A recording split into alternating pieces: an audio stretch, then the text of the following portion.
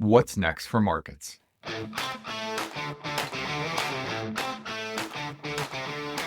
I'm Michael Kantrowitz, Chief Investment Strategist at Piper Sandler, where I lead the portfolio strategy team, recently ranked #1 on Wall Street in the 2024 All-America Institutional Investor Research Survey. I'm joined by Stephen Gregory, Head of Quantitative Research at Piper Sandler. Hey, Michael, another week in markets and more uncertainty, turmoil in the Middle East. It seems like that's the theme this year. Just one thing after another for investors to worry about. Yeah, I don't know about you. I'm kind of getting sick of uncertainty. It feels like this has been going on now for 5 years. I mean, don't get me wrong. It makes it interesting, that's for sure. And that's something I think we both like about what we do from a top-down perspective. But man, it feels like the last 5 years have just been one issue after another. And in a way, they've all kind of compounded on each other. You know, we're still talking about some of the money sloshing around from COVID. And how about that? Talk about uncertainty, a pandemic. So that to me is kind of where it all began. I mean, you could kind of go through the timeline.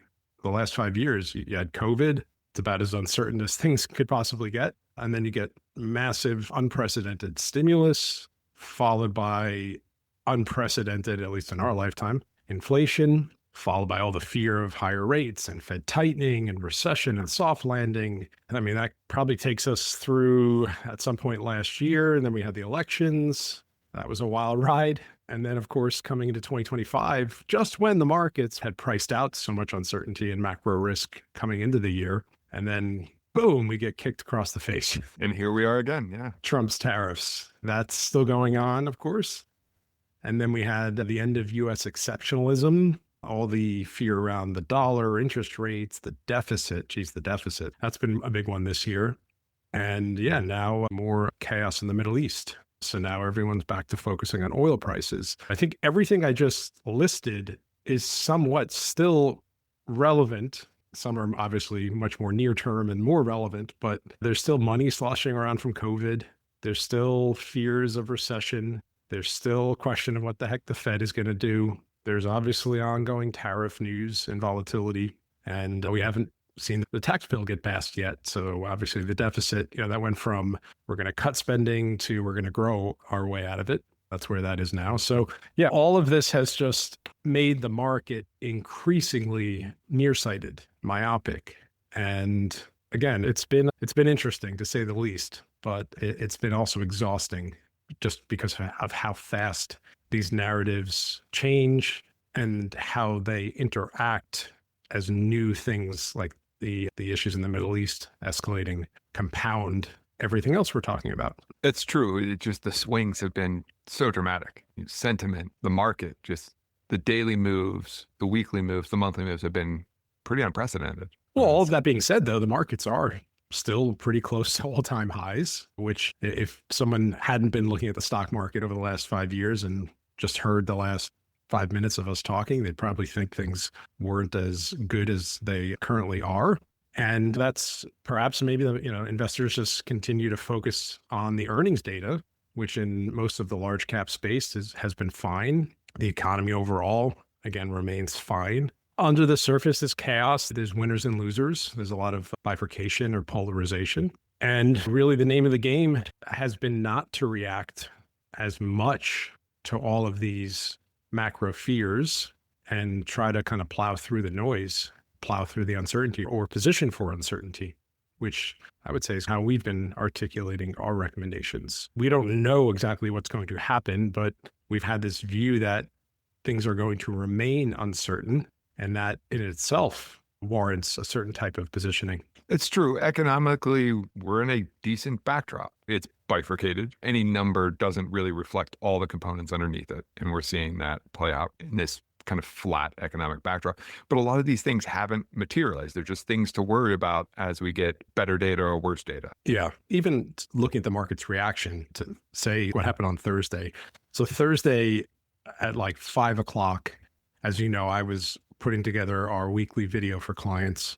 And I was in the city that day seeing clients. So I got home and I wanted to add a couple of notes and ideas to the slide deck that I was talking about during the day with clients or clients were asking about. And one of the topics that came up a lot this week because we had CPI, was asking when tariffs will start to show up in the inflation data. So I was putting together what I thought was a couple good, insightful slides talking about the things that are pulling inflation up and the things that are pulling inflation down, like rent and oil.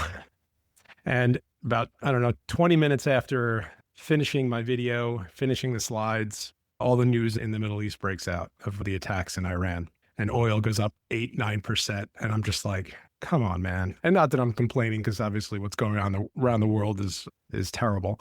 But again, just when you think you've got a good story together, something changes. And that's been the reality for investors for quite some time here. So we'll see. But in terms of the reaction to markets, one of the things I remember seeing this on October 7th, a couple of years ago, when there were attacks in Israel, that specifically with oil prices, oil didn't react as much as people thought it should have reacted. And I think what we saw there and what we may see here, depending on, of course, what happens going forward, is that, there's a premium, of course, of risk that gets priced in immediately, but then the markets aren't going to go to pricing oil at $100 or anything higher unless there's a big supply disruption. And so in a way, the market, the longer, hopefully these things don't happen, but the more time that passes, the less I think that risk will be priced in until, again, of course, something happens.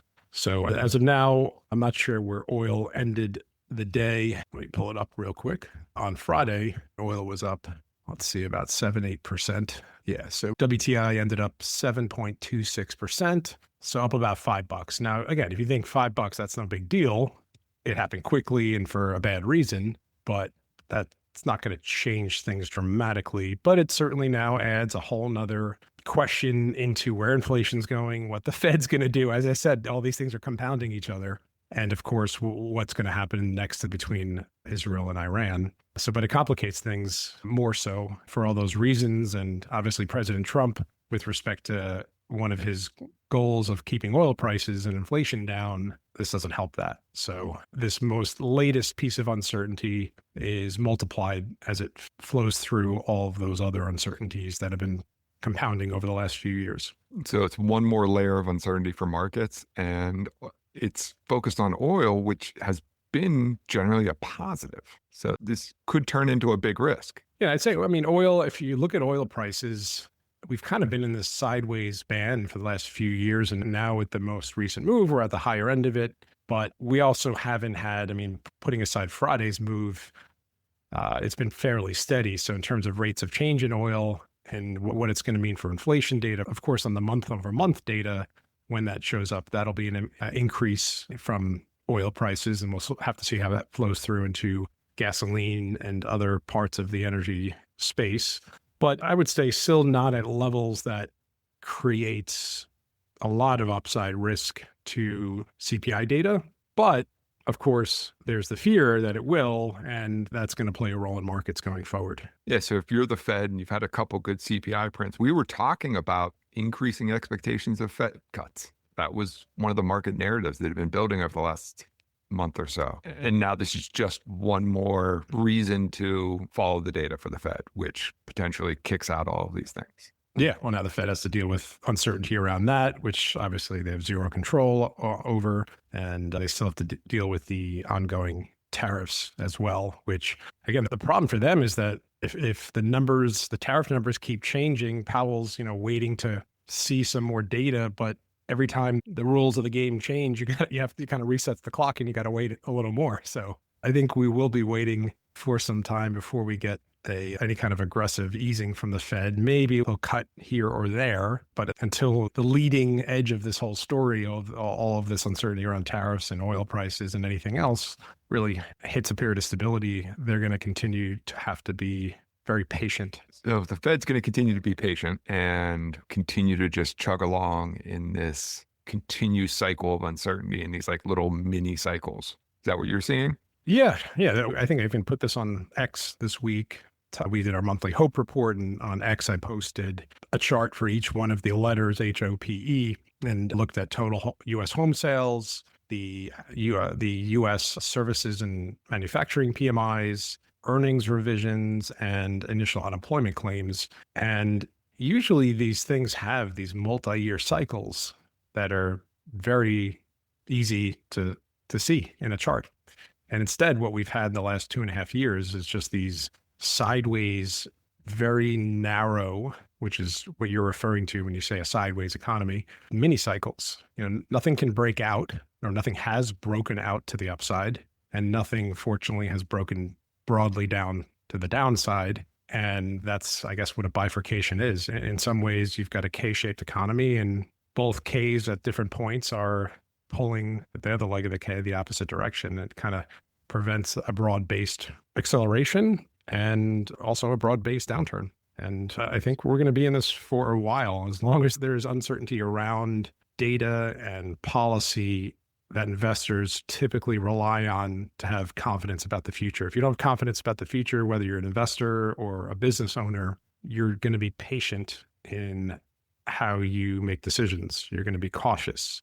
You're not going to go full risk on if you're an investor, and you're not going to make massive investments if you're a business owner. And you'll certainly do what you need to do to keep things moving along and stay in the game. But I think that's kind of where we are today. So we had initial pop of uncertainty in oil, which I think that was very insightful. You were talking about how all else being equal, that will likely ratchet down. And then we're back in this K-shaped narrative. What is your broader advice for investors? So, if you think about uncertainty, what we've seen markets do is get whipsawed every few months because investors have gotten a bit over their skis with a specific narrative. Something works for a few weeks or even a couple months, and then you start to get momentum, money coming in, you get technicians following the trend, and then it's, all over the news. And just think about interest rates, right? We've had these periods where rates have gone up for 4 months, and everyone was talking about how high they were going to go. And then you get a couple data points, and then the next 3 months rates are going lower. And the band's gotten narrower and narrower. If you think about the 10-year, we've just bounced around between 455 and 435 the last few months. I mean, that's a pretty tight range, considering that was during the depths of the tariff issues in the market and a lot of volatility and inflation and economic data. So we think you want to position for continued uncertainty. In other words, be confident that uncertainty is going to persist, as opposed to trying to pick one outcome or the other. And what we mean by that is position for companies that have more of you called it a macro moat, or are more macro inelastic. So think larger cap companies, especially higher quality value, stable companies, or growthy companies with near-term profitability, not all the potential future growers, because those trades, again, at the extremes, super high beta or really defensive parts of the market have, of course, worked at points this year. But when they work, it's great. And when they don't work, it's really bad. So we kind of like being more in the middle, and those companies with fundamentals that will be more insulated from continued volatility. So companies that have higher profitability, higher cash flows, generally larger cap. Last week or so, up until Friday, certainly a lot of people were getting excited about small caps breaking out. Small caps haven't gone anywhere in 3 years, really. And the issue we keep seeing is that the earnings are still deteriorating. And we got to a point on Thursday, I was all ready to put my video together for Friday, highlighting how the market was basically as close to pricing in Goldilocks as we've seen all year. And what I mean by that is that the market's multiple was back to almost 22 on a forward basis. Credit spreads had come way down from obviously the surge in March and April. And in a way, it reminded me of where we were at the beginning of the year. And not quite there, but at a point where markets were really pricing in very little macro risk. And if you think about the last week and a half, 2 weeks, we got a good payrolls report 2 Fridays ago, better than expected. It wasn't a great report, but it was certainly better than expected. And as I like to say, happiness equals outcome minus expectations. And the outcome was better than expected. And then we got 2 good CPI reports last week. So good payroll report, good growth, good inflation report. And that took us back to this Goldilocks level on multiples and credit spreads. And then boom, something else happened. And that probably is going to put in at least a plateau or a near-term peak in how high the market multiple can go. So how this relates to small caps is that, well, if the earnings aren't going up for small caps and the multiples are peaking out because macro risk is starting to rebound, companies with weaker fundamentals are not where you want to be. And while I look forward to the day that you and I get more bullish on that part of the equity market, we're waiting for the evidence that we're going to see broad-based improvement in earnings there, because you can't just rely on hoping the Fed's going to cut or rates are going to come down or basically all macro risks are going to be okay, because that's certainly hasn't been the case in the last few years. And until then, focus on stability to counterbalance the uncertainty that we have in markets. Yeah, you want to build a portfolio that can do well in uncertainty. There's portfolios that do well in recession. There's portfolios that do well in rebounds coming out of recession.